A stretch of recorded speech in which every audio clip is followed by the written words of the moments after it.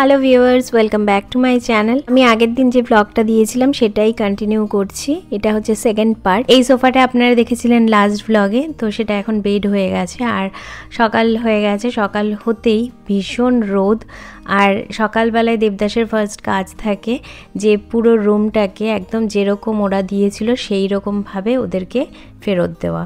ও সমস্ত সুন্দর করে ক্লিন করে একেবারে মানে গুছিয়ে সব কিছু রেখে যায়। আমরা যখন হোটেল বুক করি তখনই ব্রেকফাস্টটাও আমরা ইনক্লুড করে নিয়েছিলাম।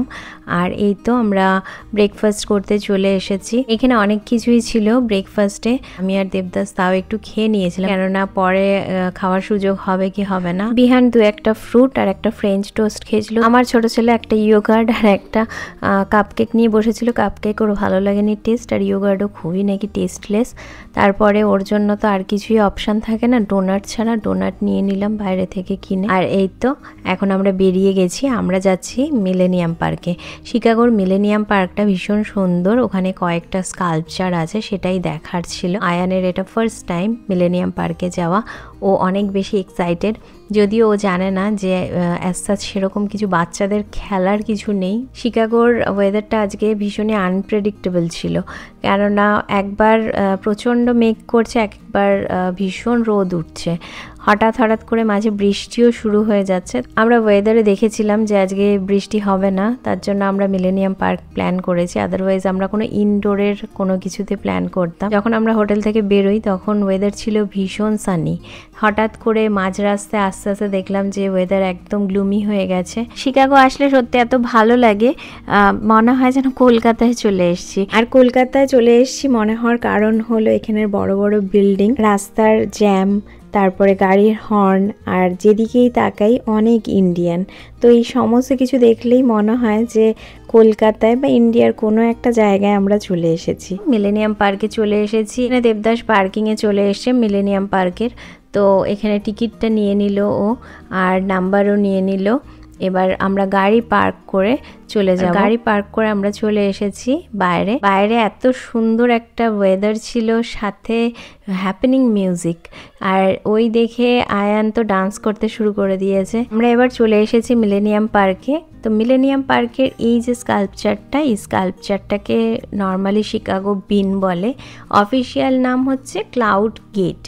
তো এই স্কাল্পচারটা আমি জানতাম না, পরে আমি জেনেছি যে এই স্কাল্পচারটা যিনি বানিয়েছেন তিনি কিন্তু একজন ইন্ডিয়ান। তো ইন্ডিয়ান যিনি বানিয়েছেন তার নাম হচ্ছে আনিশ কাপুর।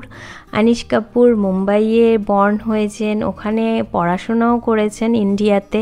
তারপরে উনি আর্ট নিয়ে, ডিজাইন অ্যান্ড আর্ট এইসব নিয়ে ইউকেতে পড়াশোনা করেন। তারপর উনি অনেক স্কাল্পচার বানান। তো অনেক স্কাল্পচারের মধ্যে এটা হচ্ছে একদম খুবই একটা ফেমাস, অনেক ফেমাস আছে, তার মধ্যে ইউএসএতে এটা খুব ফেমাস।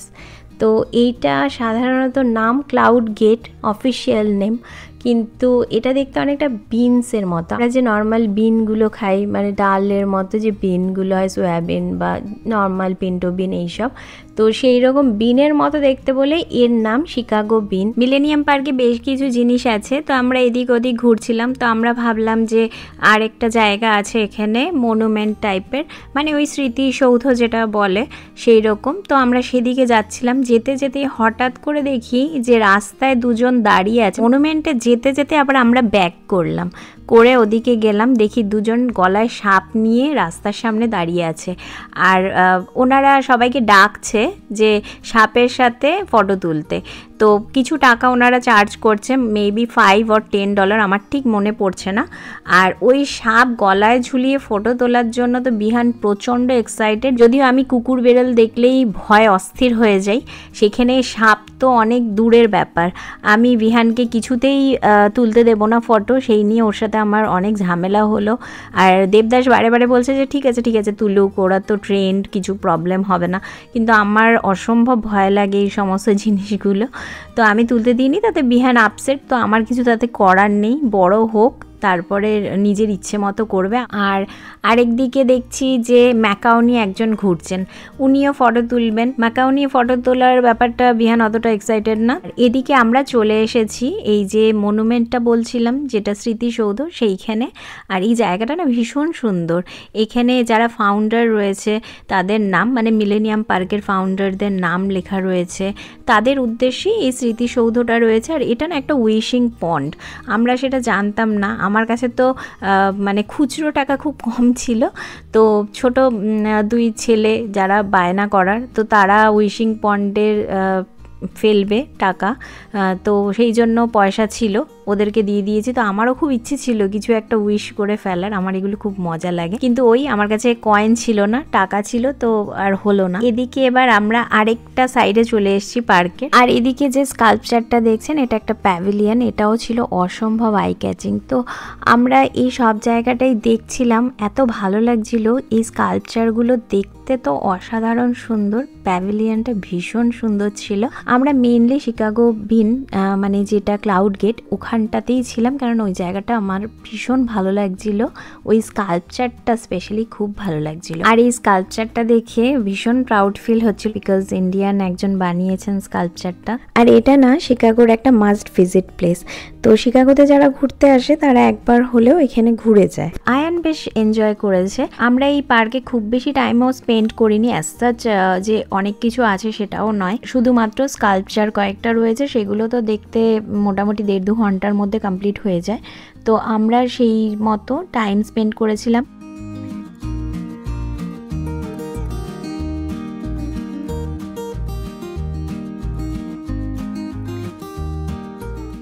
দেবদাস আয়ানকে নিয়ে একটু বসেছিল, আর আমি বিহান দুজনে মিলে একটু গার্ডেনটায় ঘুরতে গেছিলাম।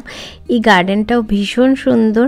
গার্ডেনের কয়েকটা ভিডিও নিয়েছিলাম, সামহাও ভিডিওগুলো আমি খুঁজে পাচ্ছি না, এটা সবসময় আমার সাথে হয়ে থাকে। এবার আমাদের ফিরে যাওয়ার পালা। ওদিক দিয়ে একটা ব্রিজ আছে বলেইছিলাম, সেই দিক দিয়েও অনেকটা যাওয়া যায়, মানে ঘোরার মতো, কিন্তু আমরা আর যাইনি, কেননা আয়ান ছোট, কতটা হাঁটবে, এত হাঁটা তো ওর পক্ষে সম্ভব না, আর আমরা তো স্ট্রলার এখন আর ক্যারি করি না। আর এই তো এখান দিয়ে যাচ্ছি। আর এই যে ফাউন্টেনটা দেখতে পাচ্ছেন একটা বড়, এটা হচ্ছে ক্রাউন ফাউন্টেন। এই ক্রাউন ফাউন্টেনটা এত অসম্ভব সুন্দর। আর আমি অনেকবার যখন প্যাকিং করছিলাম ভাবছিলাম যে বিচের কিছু ড্রেস নিয়ে যাই, বাচ্চাদেরও কিছু জামা কাপড় নিয়ে যাই বিচের, যদি বা বিচে যাওয়া হয় শিকাগোতে, কিন্তু আর নিইনি, মানে নেওয়া হয়নি। তো কেননা বিচে যাব না ভেবেছিলাম। আর এখানে এসে না এখন ভাবছি যদি বিচের ড্রেসটা নিয়ে আসতাম, আর মানে আমারটা আর দেবদাসের না, অন্তত বাচ্চাদের জামা কাপড়গুলো নিয়ে আসতাম, এখানে ওরা একটু টাইম স্পেন্ড করতে পারতো, খেলতে পারতো অন্তত 10-15 মিনিট, কেননা এত সুন্দর লাগছিল, প্রতিটা বাচ্চা খেলছে। আর ওই যে ক্রাউন, মানে যে ক্রাউন ফাউন্টেন যেটা, সেটা এত সুন্দর, মিউজিকের সাথে সাথে না জল পড়ছে, আর এত ভালো লাগছিল দেখে ওই জায়গাটা। তো যাই হোক, বাচ্চারা একটু পাটা ভিজিয়ে দুধের স্বাদ ঘোলে মিটিয়েছে, এই আর কি। আমরা একটু ঘুরে যাচ্ছি। বিহান বারে বারে বলছিল যে এই সাইড ওয়াক দিয়ে হাঁটবে, মানে রাস্তার যে পেভমেন্টটা ওটা দিয়ে ওর খুব হাঁটার ইচ্ছে ছিল। তার জন্য আমরা মিলেনিয়াম পার্কে যে পার্কিংটা আছে সেটাতে যাওয়ার জন্য একটু ঘুরে যাচ্ছি। ওই তো শিকাগো বিন দেখা যাচ্ছে, আমরা এক্সিট করছি ঠিক শিকাগো বিনের ব্যাক সাইড দিয়ে, যে পেভমেন্টটা রয়েছে, রাস্তাটা রয়েছে সেখান দিয়ে। এবার আমরা পার্কিং থেকে গাড়ি নিয়ে একেবারে বেরিয়ে যাচ্ছি। এবার আমরা ফার্স্টে যাব হচ্ছে দেবদাসের কলিগের বাড়িতে, সেখানে একটা ইনভিটেশন আছে লাঞ্চের, সেখানে লাঞ্চ করব, করে ফ্রেশ হব, হয়ে আমরা যাব শপিংয়ে। ওখান থেকে শপিং করে একেবারে আমরা বাড়ি ফিরবো, এটাই হচ্ছে আমাদের প্ল্যান। দেবদাসের কলিগের বাড়িতে আমরা খাওয়া দাওয়া করেছি, একটু ফ্রেশ হয়েছি, তারপরে বেরিয়ে পড়েছি আবার। এবারে ওরা আরেকটা গ্রসারির দোকানের ঠিকানা দিল, যেখানেও নাকি খুব ভালো গ্রসারি পাওয়া যাচ্ছে। তো সেখানে ফার্স্টে আমরা যাব, দেন আমরা যাব প্যাটেল ব্রাদার্স। প্যাটেল ব্রাদার্সও যেতেই হবে, কেননা সব মানে ওখানেই সব কিছু একসাথে আমরা পেয়ে যাই। কিন্তু এই যে দোকানটা, এই দোকানটাও বেশ বড় আর খুব সুন্দর, এখানে সমস্ত কিছু রয়েছে। তবে হ্যাঁ, প্যাটেল ব্রাদার্সের মতো অতটা বড় না, কিন্তু তবু বেশ অনেক জিনিস রয়েছে। আর ওখান থেকে আমরা বেশ অনেক কিছু জিনিসই কিনে নিয়েছি টুকটাক করে। আর এই তো এখানে সমস্ত কিছু কিনে আমরা এবার বিল করছি, আর এরপরে আমরা প্যাটেলেও যাব। এটাই প্ল্যান আছে, কারণ পাটেলে অনেক জিনিস পাওয়া যায় যেটা আবার এইখানে আমি ভালো পাই। আর এই তো পাটেল থেকে মোটামুটি কার্ট বোঝাই করে জিনিস নিয়ে নিয়েছি। পাটেল থেকে মোটামুটি যে সমস্ত জিনিস নিই তা বেশ অনেক দিন চলে, মানে 2 মাস তো আমাদের ভালো মতো চলে। আর কিছু জিনিস আছে তারও বেশি দিন চলে। তো তারপরে আমরা প্রায় 2-3 মাস অন্তর অন্তরই যাই শিকাগোতে, তখন তো আবারই কিনি। মেইনলি আমরা কিনি ননভেজ আইটেমগুলোই। তো পাটেলের জিনিসগুলো দেবদাস সমস্ত গুছিয়ে তুলে নিচ্ছে। অলরেডি আগের দোকান থেকে কিছু জিনিস কিনেছি, তো তারপরে আবার এই দোকান থেকে অনেক কিছু কেনা হয়েছে, তো সেগুলো নেওয়া হচ্ছে। আর আমরা যে কুলারটা নিয়েছি সেই কুলারে না কিছু ফ্রোজেন জিনিস আমরা রেখে দিচ্ছি। কুলারে তো দেবদাস বরফ নিয়ে নিয়েছে, আলাদা বরফের ব্যাগ কিনে। এই যে এখানে চলে এসেছি মাছ কিনতে, আর এই দোকান থেকে আমরা সব সময় মাছ কিনি। এটা তো আগেও আপনাদের সাথে শেয়ার করেছি। এই দোকানটার মাছ ভীষণ টেস্টি হয়, মানে ফ্রেশ হয়। তো এখান থেকে আমরা ইলিশ মাছ, রুই মাছ কিনেছি, কই মাছ কিনেছি, ছোট মাছ কিনেছি। আর এবারে যে জিনিসটা খুব ভালো পেয়েছি সেটা হচ্ছে লাল শাক। আমার খুব ফেভারিট একটা শাক, লাল শাক পেয়েছি। আর আরেকটা ফেভারিট জিনিস পেয়েছি সেটা হচ্ছে পাটালি গুড়, যেই দুটো কিনতে আমাকে নর্মালি আরও দূরে যেতে হয়, শিকাগোর একদম ডাউন টাউনে।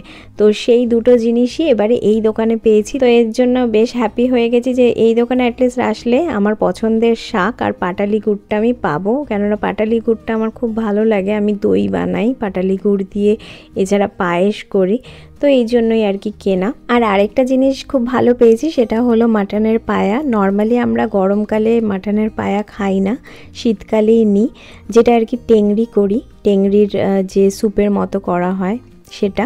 তো সেটা এবারে আমরা নিয়েছি, খুব ভালো পেয়েছিলাম বলে। আর সব কিছু নিয়ে এখন এই ফ্রোজেনের যে জায়গাটা, মানে কুলারটা আমরা এনেছি, তার মধ্যে দেবদাস সব গুছিয়ে রাখছে। আমরা যখনই পাটেলে আসি, পাটেল থেকে 2-3টে জিনিস ম্যান্ডেটরি আমরা কিনি। সেটা হচ্ছে এই ভেজ রোল, এর মধ্যে পনির রোল থাকে, আর আলু মটরের সবজি দিয়ে একটা রোল করে, তো সেটা থাকে। আর আরেকটা জিনিস হচ্ছে বাওয়ার্চির বিরিয়ানি, এটা তো আমাদের থাকেই এই দুটো। আর সাথে বাচ্চারা একটু ইন্ডিয়ান যে কুলফি আইসক্রিম হয় সেগুলো খায়। আর এই যে পনিরের রোলটা থাকে না, এটা তো অ্যাকচুয়ালি একটা গুজরাটি দোকান, জানি না গুজরাটিরা মেবি খুব ঝাল খায়।